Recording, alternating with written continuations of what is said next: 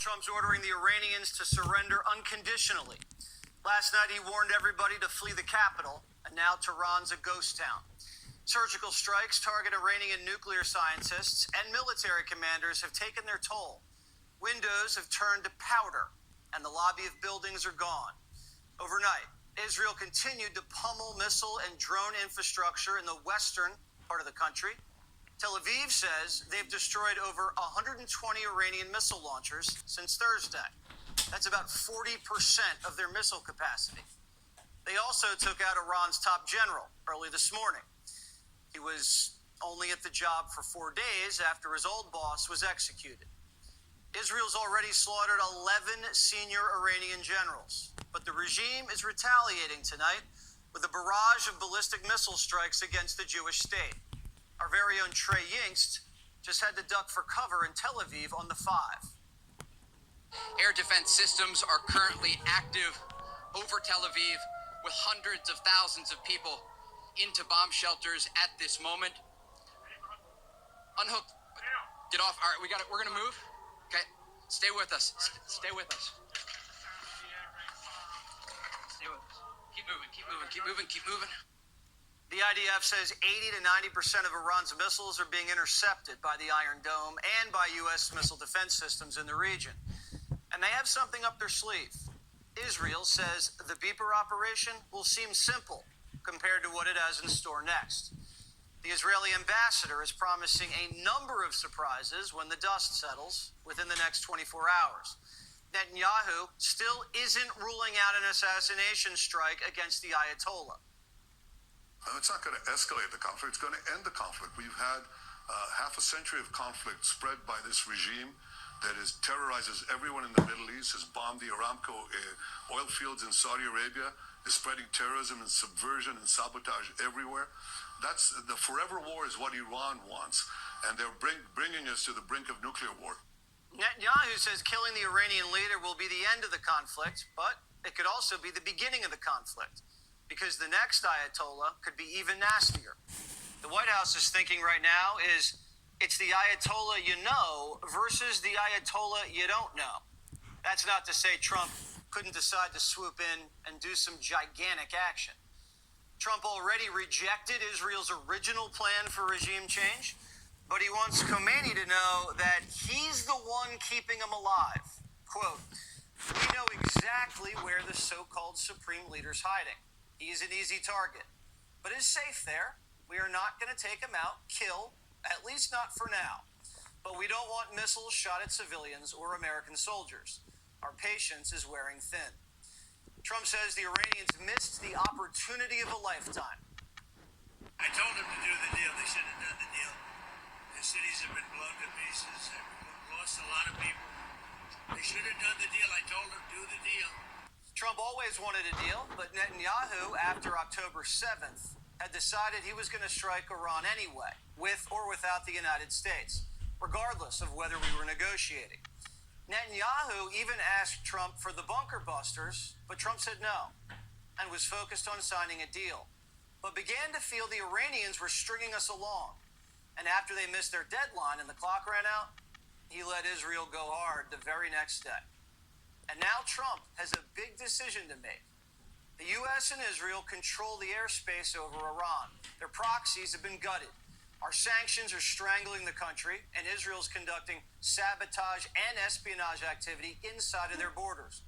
The U.S. naval assets have surged into the region, encircling the regime in the Arabian Sea, the Gulf, and in the Mediterranean. Sources say B-52s are stationed in the Indian Ocean within striking distance of Iran. And Trump says this country cannot have a nuclear weapon. It's very simple. Not to go too deep into it. They just can't have a nuclear weapon. What are you looking for here? An end. A real end, not a ceasefire. An end. So something that will be permanent.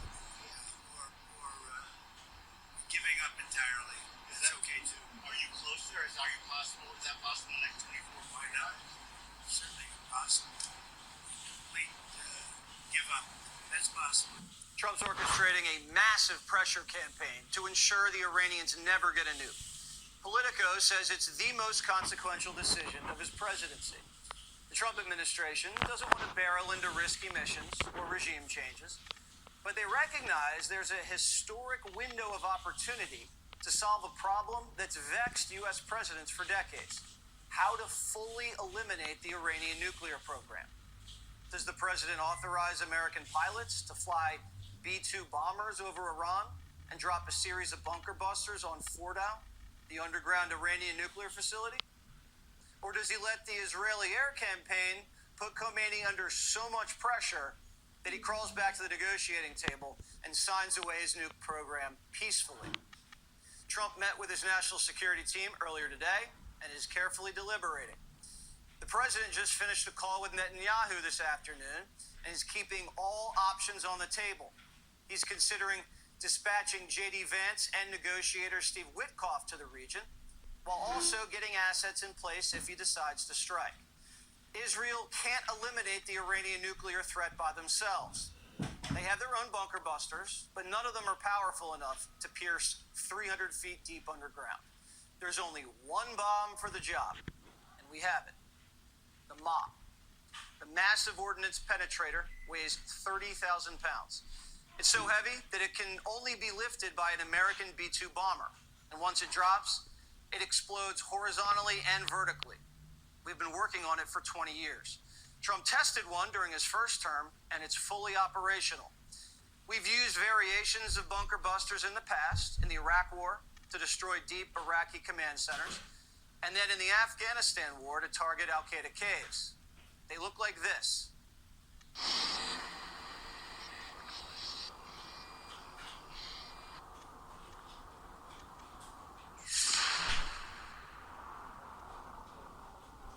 Using bunker busters against Iran's nuke sites doesn't come without a risk. The Iranians have stated that if the United States does take offensive action against them, they'll target U.S. bases and the U.S. Navy in the region.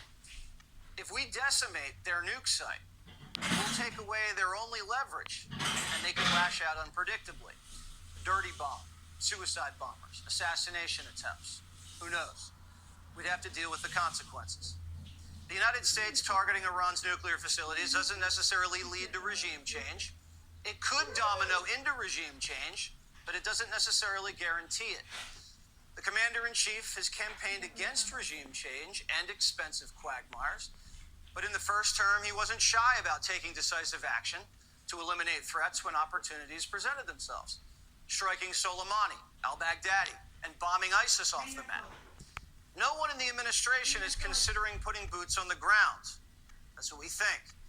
But bunker busters against Iranian nuke sites would be a bold and dramatic escalation.